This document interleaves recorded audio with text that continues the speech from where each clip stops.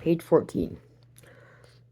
Watching for something definite. Another sign was light headed from the lack of sleep.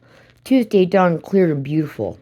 The calendar said February 3rd, but the temperature was a mild 55 on the hill behind the Texas ranch house.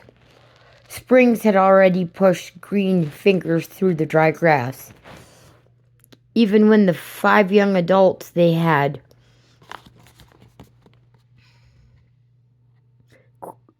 creatures were not around.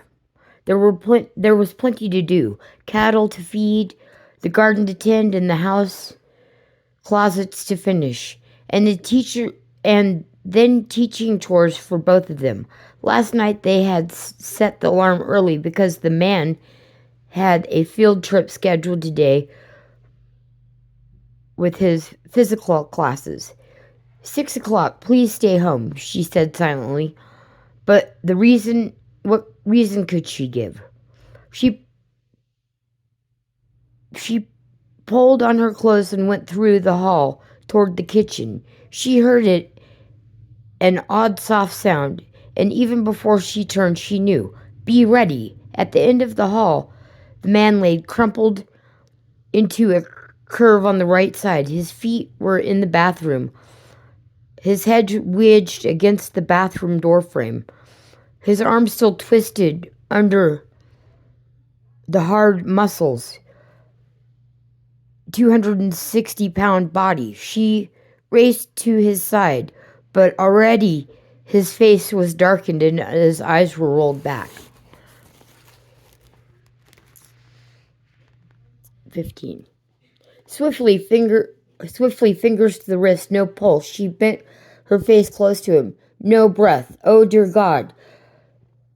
And his head was all wrong. The neck was bent too far to allow him air.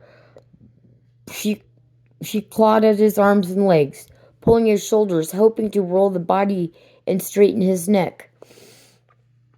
On her knees, she tugged with all of her strength. The head was still weighed. She grabbed his feet, clenched from under her arms, and pulled toward the open door bed and room.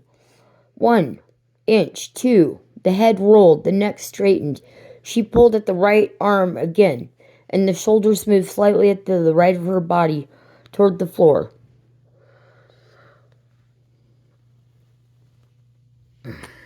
The man's face was black. Now his eyes were diluted. She laid her left hand over her right hand on the wide chest and pushed hard, up and down, her 110 pounds against his 260.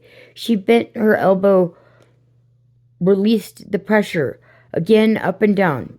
Bits and pieces of their lives together seemed to float away from the body. The Navy uniform, the babies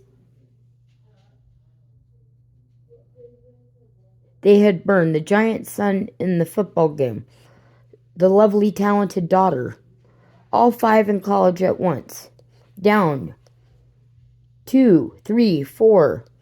Was she going too fast? She watched the procedure from far, and now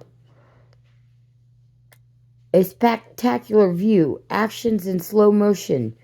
15, 16, up, down. All 5 are about through school now, and maybe we can. No, not if. 20, 26. The grandbaby, such love. 35, 36. So many things. See Alaska. 60, 65, 70, 80. His arms, they weren't going to make it. Please, God. 85, 86, 87. Squash and gurgle. Oh, God, I'm ready. A gasp, then the body heaved as she pumped harder, harder. The heart fluttered and caught, fluttered again, and she pumped, arms numb, and the big arms straight to fail. These chests rose, throwing her against the walls as the man gasped and struggled for air. The arm waved, the legs buckled. Something heavy crashed into the back of her head. He had kicked the lavatory door of the water heater closed from the tracks. Knocking aside the door, she swirled it open and the feet from under the burner. As the man raised himself up on his elbows and mouth. Get a doctor, get an ambulance. The phone, thank God. The extension was just above her head. Breathe, she screamed at the man. Breathe.